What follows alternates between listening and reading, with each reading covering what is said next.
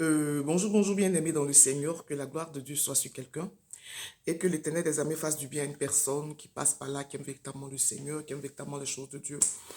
Et j'espère que vous allez très, très, très, très bien et que la gloire de Dieu est dans vos vies. Alléluia. Que le Saint-Esprit est dans vos vies, qui prenne le contrôle de vos vies et qui vous conduit, qui vous guide selon que la Bible le dit. Soyez réellement, réellement, réellement, réellement bénis. Alléluia. Ce matin, je veux répondre à une de mes petites qui m'a posé la question de dire, ah maman, quand je lis un peu sur ton mur, tu parles de la femme, tu défends la femme, tu parles de la femme et tout ça. Et donc, je lui ai dit, j'ai répondu, mais je veux essayer de partager un peu parce que peut-être il y a certaines personnes qui lisent, mais qui veulent bien me poser la question, mais qui ne peuvent pas me poser la question. Alléluia. Et donc, je veux répondre en même temps. Et d'abord, même avant de répondre, je veux parler un peu, je veux rendre un tout petit peu, parler un peu de moi, de mon témoignage, parce que c'est vu une expérience, c'est quelque chose que j'ai vécu et que c'est au vu de ça que je parle, que je dis ça, que je dis que, et puis par rapport à la parole de Dieu, parce que je suis allée dans la parole de Dieu, je lis, j'ai lu la parole de Dieu, j'ai compris, parce que je suis véritablement chrétienne et pratiquante, alléluia. Et donc, j'ai compris que il est bon pour la femme d'être dans un foyer où le monsieur est véritablement amoureux, où le monsieur remplit ses fonctions de chef. Alléluia. Pourquoi? Quand j'étais jeune, moi j'ai grandi avec mes parents et tout ça. Mon père et ma mère vivaient ensemble. J'ai grandi avec mes parents et avec mes grandes sœurs et tout, tout, tout, tout, tout, tout. Et j'ai vu que mes grandes sœurs, elles avaient des relations et tout ça cachées, mais j'ai vu que ces sœurs, c'était ça. C'est-à-dire que quand un homme vient dans la ville, la draguer, le monsieur doit s'occuper d'elle, le monsieur doit se prendre en charge. Et souvent, quand tu entends les parents parler, toi, tu es avec un homme qui ne peut pas t'occuper de toi, un homme qui ne fait rien pour toi. Vraiment, c'était un peu ce langage. Et donc, j'ai grandi dans ça. Moi, je me suis dit, en tant que femme, je ne peux pas être avec quelqu'un qui ne peut pas, parce qu'on a vu des filles, des sœurs qui étaient des personnes qui ne travaillaient pas, mais c'était la dèche, la galère, c'était la misère. Et par contre, d'autres, c'était avec des hommes qui étaient vraiment assis financièrement, mais qui étaient vraiment la joie, le monsieur, les hommes les mettaient au beurre, jusqu'au point où elles sont entrées dans les foyers, elles étaient très heureuses. Voilà, donc quand tu vois cette différence-là, tu te dis non, que vraiment, moi, en tant que jeune fille, j'ai dit, moi, je sors, je ne peux pas être avec une personne qui n'a pas les moyens pour me prendre en charge, qui n'a pas les moyens pour me rendre heureuse. C'était comme ça ma façon de réfléchir quand j'étais encore plus jeune. Et donc, c'est comme ça que je grandis et tout, tout, tout, tout, tout, tout. Donc, je ne fais pas des relations avec des gens, des jeunes qui, vraiment, qui n'ont rien, quoi. J'étais dans ma pensée, c'était comme ça. Et jusqu'au jour où je suis rentré vite dans un foyer, je suis rentré vite dans un foyer parce que je suis tombé sur un homme qui véritablement m'aimait tellement bien et qui au début, dans les premiers temps, il me disait rien. C'est vrai que j'aimais son feeling, j'aimais son style et tout ça. Il était du genre de mec que je veux, mais nous savons que l'amour n'a rien à voir avec le feeling, n'a rien à voir avec le style et la beauté et tout ça. L'amour, c'est l'amour, hein. Peu importe ce que la personne aime, hein, quand tu tombes amoureux, ça ne voit rien. C'est pour ça qu'on dit que l'amour répète. Alléluia. Et donc, le monsieur a continué de me draguer. Bon, j'ai accepté d'être avec lui. Et puis, au final, je me suis retrouvée dans le foyer avec ce monsieur. Donc, je suis rentrée un peu tôt dans le foyer. Et quand je suis rentrée, je vais à la personne. Vraiment, il faut dire que le monsieur me mettait au beurre, me donnait tout ce qu'une femme voulait. Et ça a permis que le monsieur même puisse se caser parce que c'était quelqu'un qui était un peu volage et tout ça. Mais quand il m'a connu, il s'est véritablement rangé au niveau de la maison.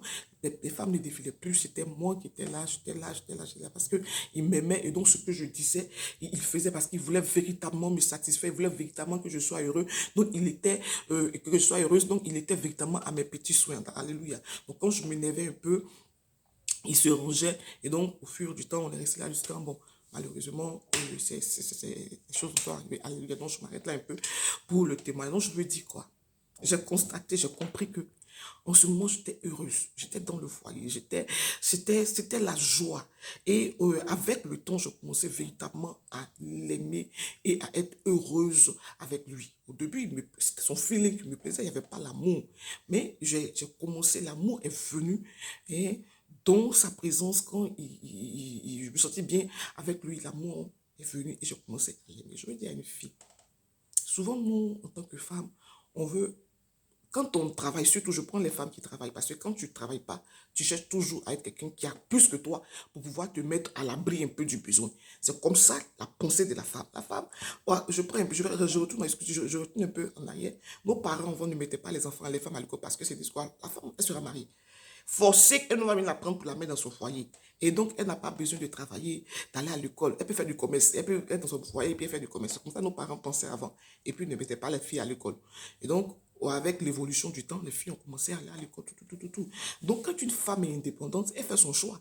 Elle se dit que j'ai mes moyens, je ne peux pas compter sur un homme pour me rendre heureuse. Donc, je marie celui que je peux marier, celui que j'aime. Et en général, tu maries celui que tu aimes, mais quand tu vas véritablement fouiller, ce dernier ne t'aime pas. En tant que c'est quand l'homme aime qu'il est au petit soin de sa femme, qu'il est dans les moindres détails de sa femme. Tous ses désirs, c'est comme des autres pour l'homme, parce qu'il l'aime, parce qu'il la veut, parce qu'il veut la rendre heureuse, parce qu'il veut la maintenir dans son foyer, il veut la maintenir dans sa présence. Donc, il fait tout pour la rendre heureuse. Quand l'homme aime.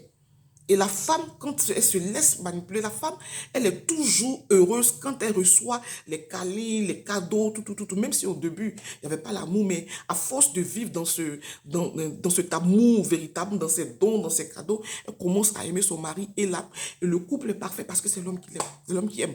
Mais quand c'est la femme qui aime, c'est difficile.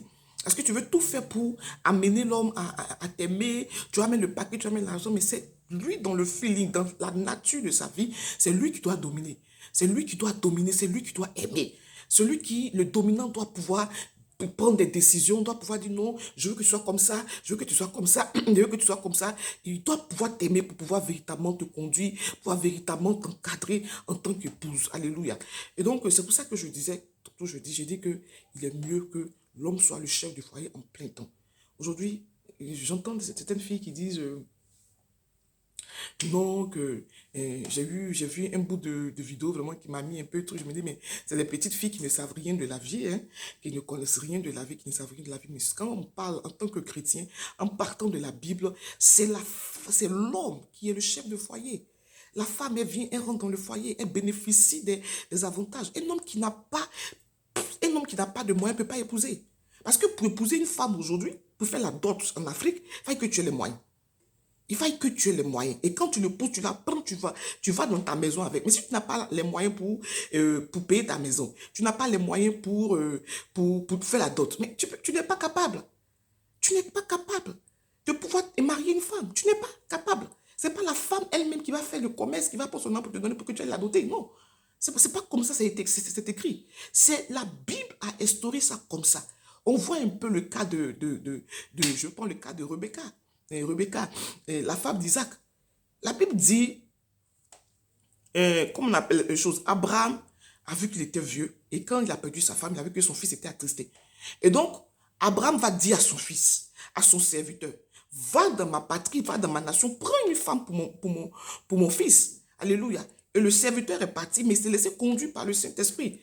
Il est parti, il a vu Rebecca. Rebecca était dans son coin, Rebecca était à la maison, Rebecca était dans sa famille. Le serviteur d'Abraham, il allait doter Rebecca. Il envoyait des biens, des immenses biens pour pouvoir doter Rebecca. Et les parents ont accepté. C'est ainsi que Rebecca est venue dans son foyer. Et le monsieur, Dieu merci, c'était le Saint-Esprit qui a dit les choses. Le monsieur a aimé sa femme, ils ont vécu ensemble tranquillement, ils ont eu des enfants. Et alléluia. Donc je veux dire, c'est l'homme qui dote. La Bible même, là, la dot, là, c'est dans la Bible. L'homme va doter. L'homme va épouser. On voit un peu le cas de Ruth. Alléluia. Donc c'est comme ça. C'est inscrit comme ça. Donc c'est pas qu'on me dit non que oui, les parents ont élevé leurs enfants et ils ont mis les enfants à l'école, ils sont devenus, c'est pour que eux-mêmes et les enfants puissent s'occuper de oui. Ça c'est la loi de la nature. La Bible dit l'homme quittera son père et sa mère, s'attachera à sa femme. C'est écrit, noir sur blanc. Donc, l'homme qui va à l'école, que les parents ont mis à l'école, ils ont mis à l'école, c'est le droit du père et de la mère de mettre ses enfants à l'école et que les enfants réussissent, ils deviennent aussi des hommes pour pouvoir créer des foyers, pour pouvoir fonder leur foyer. C'est le droit logique. Alléluia. Selon Dieu, quand tu le fais, tu obéis à la loi de la nature en t'occupant de ton enfant. Ton enfant devient grand, il est installé, il a tout. Il faut qu'il se marie pour que lui aussi puisse avoir des enfants, afin que le monde se multiplie. Alléluia. Et donc, quand l'homme est assis financièrement, il faut qu'il aille doter. Donc, il faut qu'il ait l'argent pour doter. Il faut qu'il ait une maison pour qu'il prenne l'enfant des gens pour venir mettre dans sa maison, dans le foyer. C'est normal.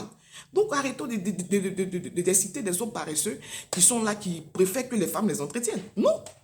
Logiquement, c'est comme ça, c'est écrit. Maintenant, quand la femme rentre dans le foyer et que le monsieur n'a pas suffisamment de moyens, alléluia, pour pouvoir subvenir à tous les besoins, la femme peut faire, elle peut travailler aussi. Si elle travaillait, elle peut participer. Si elle ne travaillait pas, elle peut faire des commerces à côté pour pouvoir soutenir son mari, couvrir un peu son mari. Elle le couvre. Quand elle le fait, elle le couvre. Elle ne va pas venir s'exposer pour dire non, c'est moi qui fais, c'est moi qui fais. Non, elle le couvre. Parce que dès l'instant que la femme va dire non, que c'est moi qui entretiens mon mari, du coup, l'homme n'est plus considéré. Du coup, l'homme n'est plus considéré. Donc, ce qu'elle fera, elle le fait à la maison, mais tout en le couvrant. Ah, c'est comme ça. Donc, qu'on arrête de dire non que oui, la femme, on a mis l'enfant à l'école, donc c'est pas. Non, c'est ce que la Bible dit, c'est la loi de la nature. Tu as fait un homme, un enfant mâle, il a appelé à fonder son foyer. Il a appelé à quitter sa maison. Il a appelé à prendre une femme pour mettre dans sa maison et avoir des enfants pour que le monde prospère. C'est comme ça. Tu as fait une femme, un enfant, fille, une fille, elle aussi appelée à aller dans un foyer. Un homme doit venir la doter dans ta main pour la prendre pour mettre dans son foyer. C'est comme ça, c'est ce qui est instauré. Donc, la femme compte sur son mari. Elle compte sur son mari. Voilà. À la base, elle compte sur son mari. Son mari est son protecteur. Son mari est le chef du foyer, de leur foyer. Donc, c'est son protecteur. Elle compte sur lui en tout et pour tout. Maintenant, tu prends une femme qui ne fait rien et que toi, tu rentres dans le foyer, tu vois que tu n'as pas suffisamment de moyens. Tu peux lui dire, voilà, telle somme d'argent, fais le commerce pour qu'on puisse véritablement subvenir à nos besoins du foyer. La femme va le faire. Alléluia. Quand tu prends souvent les bons arabes, les très bons arabes, là, les femmes ne travaillent pas. Les bons arabes qui ont l'argent, qui ont les moyens. Les femmes sont à la maison, elles sont couvertes de la tête aux pieds. Elles ne travaillent pas. Elles bénéficient de l'argent de leur mari. C'est ça. Alléluia. Les Arabes sont dans l'ancien temps. Quand tu regardes dans l'ancien temps, là, c'est quelle femme qui peut-être travaillait.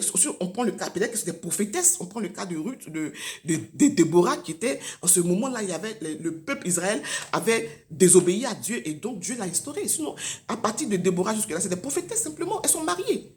C'est des femmes qui sont mariées. Quand on dit telle personne, elle est prophétesse, mais elle est femme de temps. Elle est femme de temps. Elle est femme de temps, c'est des épouses, des mères. Elles sont sous la tutelle d'un homme. Alléluia. Quoi qu'on fasse, la femme ne sera jamais autorité. Parce que le monde spirituel a déjà arrêté. C'est il qui est l'autorité. Dieu, là, on l'appelle, on dit il. Jésus, c'est il. Pourquoi Jésus n'est pas venu en femme puis il est venu en homme? Parce que c'est l'homme qui est l'autorité selon la loi de la nature. C'est l'homme qui a été créé le premier. Et la femme a été créée à cause de l'homme. La femme, elle est là pour une cause. Donc, quoi qu'on fasse, elle ne pourra jamais être autorité. Elle peut être autorité physique, mais autorité spirituelle, là, c'est toujours l'homme. Même quand on prend le statut, même on prend dans le monde spirituel démoniaque, Satan, on dit il. Peut-être à côté de lui, peut travailler des femmes, mais on dit il. Le monde spirituel même est érigé d'autorité masculine. Alléluia. Quand j'ai regardé un film où le chef du village, où le ministre du village disait, il dit quoi qu'on fasse, le derrière ne peut jamais venir devant pour diriger. Ça veut dire quoi? Quoi qu'on fasse, la femme ne peut jamais venir devant pour diriger. Dans le monde spirituel, c'est comme ça. Et donc, je veux dire que c'est logique, c'est normal que la femme soit sous la tutelle, sous la responsabilité de son mari. Aujourd'hui, on regarde un peu en Europe, on dit non, mais c'est ça qu'on voit aussi en Europe. On voit les comportements, l'anarchie, beaucoup de choses qui se passent de façon spirituelle. On veut faire comme l'Europe. Mais nous, on est africains. On est africains. Nos parents ont eu des adorations. Nos parents ont installé des choses. Alléluia. Et la Bible aussi en tant que chrétien, il y a les choses de la loi, de la parole de Dieu. La Bible dit que la parole de Dieu ne change pas. Dieu ne change pas. Il agit de la même façon. Le monde évolue. Mais la parole de Dieu reste telle. Alléluia. Et donc, je veux dire à une soeur qui me pose la question, c'est pour ça que je dis toujours que la femme, l'homme est le chef du foyer. Quand l'homme est le chef, quand l'homme prend, il épouse, il marie, il a vu, il a aimé, il épouse, la paix, la tranquillité est dans le foyer. Mais dès l'instant qu'il y a eu il y a des partages dans la maison, c'est la femme, vous voyez que souvent quand on entend des discussions, quand tu vas dans le fond, la femme et l'homme, les deux dépensent dans le foyer. Et comme nous nous dépensons, la femme aussi veut avoir sa part. C'est-à-dire, non seulement elle, j'étais à dépenser, et puis toi, tu sors, tu te pavanes, j'apprends que tu me trompes ici, tu me trompes là, tu me trompes là. Ça crée des discussions dans le foyer. Alléluia. Alléluia. Et donc, je veux dire à une sœur, c'est pour cela que je parle de l'autorité de l'homme. Quand l'homme a son autorité dans la famille, la paix règne. Parce qu'il fait tout. Voilà, il y a des décisions que l'homme peut prendre. L'homme, on dit, la femme, l'homme est le chef du foyer, du foyer. Quand tu prends la décision, elle ne peut que venir apporter son appui ou bien discuter avec toi. Mais c'est ce que tu vas décider qui va rester. Même si elle ne veut pas. Et qu'elle te dit non, que je pense que bébé m'excite. Pourquoi? Tu es un homme vraiment de dictature. Et tu dis, ce que tu as décidé, ça va rester. Elle ne peut rien faire. C'est ce que tu as décidé qui restera.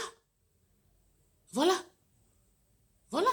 Ce qu'elle peut faire, c'est de venir peut-être t'amadouer et t'envoyer à comprendre que la décision que tu as prise est peut-être un peu difficile par rapport à tel enfant ou tel enfant. Mais c'est ce que tu auras décidé qui restera. C'est comme ça, logiquement. Voilà. Donc, c'est l'homme qui prend la décision. C'est le chef qui prend la décision dans la foyer. Le chef, c'est ça, le leader. C'est lui qui décide. Alléluia. Et les autres suivent. Et donc, je veux dire à une soeur, c'est un peu ça. On est très avantagé d'être pris. Que ton mari t'aime. Quand ton mari t'aime, tu es très heureuse dans le foyer. Il te donne tout. On prend un peu l'exemple d'Adam. Adam était épris de sa femme. Donc quand elle a dit, tiens, il faut manger, il a mangé. Pas pour, juste pour satisfaire les besoins de sa femme. Donc quand un homme t'aime, il veut à tout que coûte satisfaire tes besoins et il veut te rendre heureuse.